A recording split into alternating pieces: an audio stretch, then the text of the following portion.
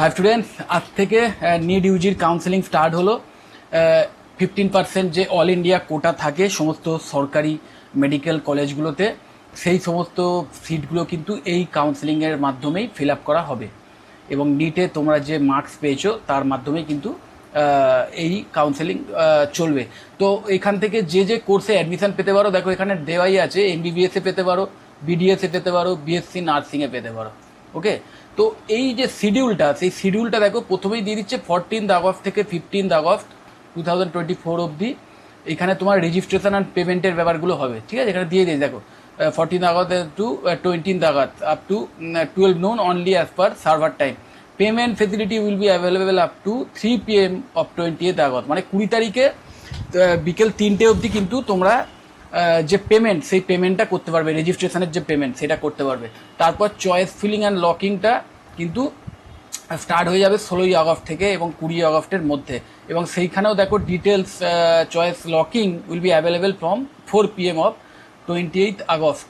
ওকে, তো এখানে বুঝতেই পারছো যে এই ব্যাপারটা কিন্তু, যে লকিংয়ের ব্যাপারটা কিন্তু 28 আগস্ট তোমরা পাবে, এবং এখানে দিয়েই দিচ্ছে যে আপ টু 11:55 PM, মানে রাত 11:55-র মধ্যে কিন্তু তোমাদের চয়েস লক করতে হবে। ওকে, তো যাই হোক, প্রসেসিং অফ সিট অ্যালটমেন্ট এটা হবে এই ফার্স্ট রাউন্ডের জন্য, হবে হচ্ছে 21 আগস্ট থেকে 22 আগস্ট অবধি সিট অ্যালটমেন্ট হবে। রেজাল্ট বেরোবে 23 আগস্টে। ওকে, তারপরে রিপোর্টিং, মানে একদম ইনস্টিটিউটে গিয়ে রিপোর্ট করা বা জয়েন করা, মানে সোজা কথা অ্যাডমিশান নেওয়ার যে ব্যাপারটা, সেটা কিন্তু 24 আগস্ট থেকে স্টার্ট হবে এবং 29 আগস্ট অবধি চলবে।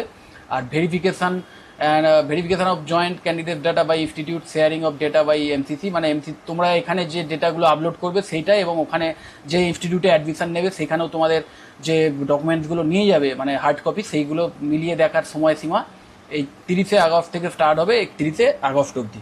ওকে, তো এই হচ্ছে মানে প্রথম দিনের যে ব্যাপারটা, ঠিক আছে?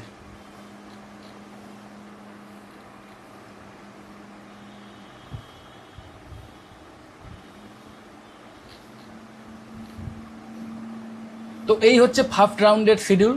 সেকেন্ড রাউন্ডের শিডিউল এখানে দেওয়া আছে দেখো, 4 সেপ্টেম্বর থেকে স্টার্ট হবে এবং 5 সেপ্টেম্বর অবধি ওই tentative seat matrix by the participant institute, verification, এই সবগুলো হবে, রেজিস্ট্রেশন, পেমেন্ট এইগুলো হবে। ওকে, তারপর চয়েস ফিলিং এবং লকিংয়ের ব্যাপারটা চলবে 6 সেপ্টেম্বর থেকে 10 সেপ্টেম্বর অবধি। প্রসেসিং অফ সিট অ্যালটমেন্ট এগুলো 11 সেপ্টেম্বর থেকে স্টার্ট হবে, 12 সেপ্টেম্বর অবধি চলবে। Result 13 September. Reporting and joining যেটা 14 সেপ্টেম্বর থেকে স্টার্ট হবে 28 সেপ্টেম্বর অবধি, এবং ওই যে ডকুমেন্ট ভেরিফিকেশানটা চলবে 21 সেপ্টেম্বর থেকে 22 সেপ্টেম্বর অবধি। তারপরে থার্ড রাউন্ড হবে, রাউন্ড 3 চালু হবে 25 সেপ্টেম্বরে এবং 26 সেপ্টেম্বর অবধি এই রেজিস্ট্রেশন, পেমেন্ট এইগুলো চলবে। ওকে, তারপর চয়েস ফিলিং লকিং এটা হবে 27 সেপ্টেম্বর থেকে স্টার্ট হবে, 2 অক্টোবর অবধি চলবে। প্রসেসিং অফ সিট অ্যালটমেন্ট চলবে 3 অক্টোবর স্টার্ট হয়ে 4 অক্টোবর অবধি। Result 5 October. রিপোর্টিং 6 অক্টোবর থেকে 12 October. Verification of joint candidate data by institute 13 থেকে 15 অক্টোবর। তো তাহলে বোঝা যাচ্ছে যে এই থার্ড রাউন্ড অবধি কিন্তু চলতে চলতে 15 অক্টোবর অবধি চলবে পুরো ব্যাপারটা, থার্ড রাউন্ড। এবং তারপরে স্ট্রে ভ্যাকেন্সি রাউন্ড, মানে সোজা কথায় এটা ফোর্থ রাউন্ড বলতে পারো, সেইটাও কিন্তু ওই রেজিস্ট্রেশন পেমেন্টটা হবে, স্টার্ট হবে 16 অক্টোবর থেকে এবং 20 অক্টোবর অবধি চলবে। এবং চয়েস ফিলিং লকিংটা 17 অক্টোবর স্টার্ট হয়ে 28 অক্টোবর অবধি চলবে। Processing of seat allotment 21 October থেকে স্টার্ট হয়ে 22 অক্টোবর অবধি চলবে। রেজাল্ট 23 অক্টোবরে পাবলিশ হবে। রিপোর্টিং 24 অক্টোবরে স্টার্ট হয়ে 38 অক্টোবরে এন্ড হবে। তো বুঝতে পারছো আলটিমেট যে কমপ্লিট যে রাউন্ডগুলো কমপ্লিট হতে হতে কিন্তু 30 অক্টোবর অবধি টাইম লেগে যাবে। এবার অবশ্যই তোমাদের যাদের র্যাঙ্ক ভালো আছে তাদের তো অবশ্যই আমি আগে থেকে শুভেচ্ছা জানাচ্ছি, তোমরা কাউন্সিলিংয়ে বসো এবং অবশ্যই তোমাদের পছন্দের কলেজগুলি চয়েস করো, এবং যদি পছন্দের কলেজ পেয়ে যাও প্রথম রাউন্ডে তাহলে তো খুব ভালো, যদি না হয় সেকেন্ড রাউন্ডে আসো, যদি সেকেন্ড রাউন্ডে না হয় থার্ড রাউন্ড, এবং তারপরে স্ট্রে রাউন্ডও রয়েছে। তো এইগুলো তোমরা করো, বিশেষ করে যাদের র্যাঙ্ক ভালো আছে, নিজেরাই জানো যে হ্যাঁ আমাদের সরকারি কলেজে হয়ে যাবে। কিন্তু যাদের র্যাঙ্ক ভালো নেই, যারা বুঝতে পারছো অলরেডি যে এই র্যাঙ্কের মাধ্যমে আমার কখনোই সরকারি কলেজে সম্ভব নয়, তাদের কিন্তু একমাত্র অপশান থাকে বিভিন্ন প্রাইভেট যে কলেজগুলো আছে সেইখানে এমবিবিএস, বিডিএস বা বিএসসি নার্সিংয়ের মতো প্রফেশনাল কোর্সগুলোতে অ্যাডমিশান নেওয়ার। এবং প্রাইভেট কলেজে কিন্তু তোমাদের যে নিট স্কোর সেটা মাস্ট, অথবা যদি বিডিএস অথবা যদি বিএসসি নার্সিং শুধু হয় সেক্ষেত্রে ওয়েস্ট বেঙ্গলের স্টুডেন্টদের জন্য জেন পাসের যে রেজাল্ট তার ভিত্তিতেও অ্যাডমিশান হয়। প্রাইভেট কলেজগুলোর কথা বলছি অবশ্যই। এবং সেখানে কলেজে ভিজিট করে সেই কলেজের ডিটেলস দেখে নাও, বা কলেজ সম্বন্ধে খোঁজখবর নিয়ে কলেজে যাও, কলেজে গিয়ে সেখানকার ফি স্ট্রাকচার জেনে নিয়ে সেইখানে যে স্টেট কোটার যে আবার কাউন্সেলিং স্টার্ট হবে, এবং সেটা ওয়েস্ট বেঙ্গল গভর্নমেন্টের মাধ্যমে যে কাউন্সেলিং প্রথমে স্টার্ট হবে সেইখানে সেই কাউন্সেলিংয়ে বসো, এবং তার মাধ্যমে যদি স্টেট কোটা পেয়ে যাও তাহলে স্টেট কোটার মাধ্যমে বিভিন্ন সরকারি কলেজে যদি হয়ে যায় ভালো, না হলে ওই প্রাইভেট কলেজেই আসতে হবে। প্রাইভেট কলেজেও কিন্তু মনে রাখবে স্টেট কোটায় কিছু সিট থাকে, এবং বাকি সিটগুলো কিন্তু ম্যাক্সিমাম সিটগুলোই কিন্তু প্রাইভেট কলেজে থাকে ম্যানেজমেন্ট কোটার জন্য। এবং ম্যানেজমেন্ট কোটার জন্য যদি অ্যাডমিশান নিতে চাও সেক্ষেত্রে তোমার র্যাঙ্ক যদি কম হয়, মিনিমাম যদি তোমার যে কাট অফ আছে, মিনিমাম যে কাট অফ সেটা যদি অ্যাটলিস্ট পাও, মানে সোজা কথায় যদি নিট কোয়ালিফাইড হও তাহলেই কিন্তু এমবিবিএসে বা অ্যাডমিশানের সুযোগ পাবে, প্রাইভেট এমবিবিএসের কলেজ কথা বলছি। এবং অবশ্যই তোমাদের যে ক্লাস 12-এর যে পিসিবির যে ওভারঅল স্কোর সেটাও কিন্তু 50%-এর ওপর থাকতে হবে। সেই রেজাল্ট এবং নিটের যে কোয়ালিফিকেশান র্যাঙ্ক তার ওপর নির্ভর করবে যে তুমি ম্যানেজমেন্ট কোটায় অ্যাডমিশান পাবে কিনা প্রাইভেট কলেজগুলোতে। এবং প্রাইভেট কলেজে নিশ্চয়ই তোমরা জানো যে ফিজের পরিমাণ অনেকটাই বেশি থাকে, তো সেইটা যদি বেয়ার করতে পারো তাহলে অবশ্যই তোমাদের জন্য খুব ভালো অপশানস এই প্রাইভেট কলেজগুলোতে এমবিবিএস করা।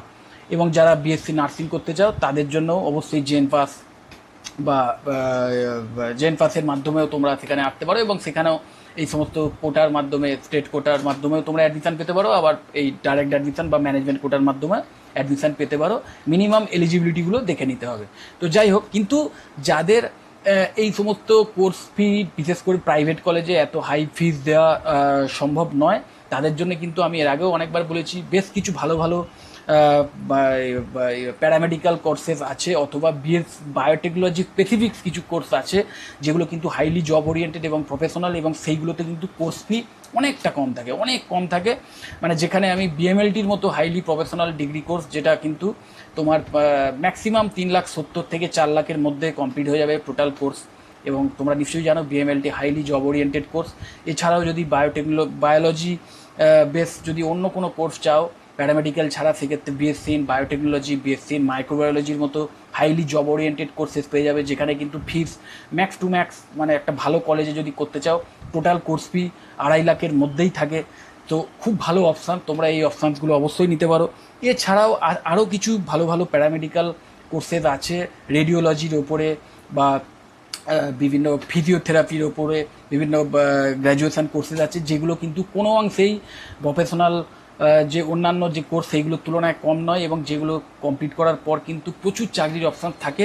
তো সেই সমস্ত ব্যাপারগুলো নিয়েও যদি আরও ডিটেল জানতে চাও বা আমার থেকে কোনো ইনফরমেশান চাও, তাহলে অবশ্যই ডাইরেক্ট আমাকে কল করতে পারো বা হোয়াটসঅ্যাপ করতে পারো, অথবা আমাদের যে ওয়েবসাইট আছে, আমি ওয়েবসাইটের লিঙ্ক এবং আমাদের যে কন্ট্যাক্ট ডিটেলস সেইগুলো এই ভিডিও ডেসক্রিপশান বক্সে দিয়ে দিচ্ছি, তোমরা সেগুলো দেখতে পারো, সেগুলো ভিজিট করে তোমরা সেইখানেও কিন্তু নিজেদের মানে যে অ্যাডমিশন এনকোয়ারি ফর্ম থাকে সেটা ফিল আপ করে রাখতে পারো। সেক্ষেত্রেও কিন্তু তোমরা এই কোর্স সংক্রান্ত ব্যাপারে সমস্ত ইনফরমেশান পেয়ে যাবে, এবং কোন কলেজে করলে ভালো প্লেসমেন্টের সুযোগ পেতে পারো, ভালো করে পড়াশুনো করানো হয় সেই সমস্ত ইনফরমেশান পেয়ে যাবে। এবং অবশ্যই তোমাদের আমি এই নিটের যেখানে কাউন্সিলিংটা হবে, এমসিসির যে অফিসিয়াল ওয়েবসাইটের যে লিঙ্ক, সেটা অবশ্যই আমি আমার এই ভিডিও ডেসক্রিপশান বক্সে দিয়ে দেবো। আমাদের top-institute.in এবং collegekolkata.com-এর যে ওয়েবসাইটের লিঙ্ক এবং কন্ট্যাক্ট ডিটেলসের শুদ্ধ। তো যদি ভিডিওটা হেল্পফুল মনে হয় অবশ্যই লাইক করো, যদি চ্যানেলটা সাবস্ক্রাইব না করে থাকো এক্ষুনি সাবস্ক্রাইব করে নাও, আর ভিডিওটা যতটা পারো নিজেদের বন্ধু বান্ধবদের শেয়ার করে দিও। টাটা।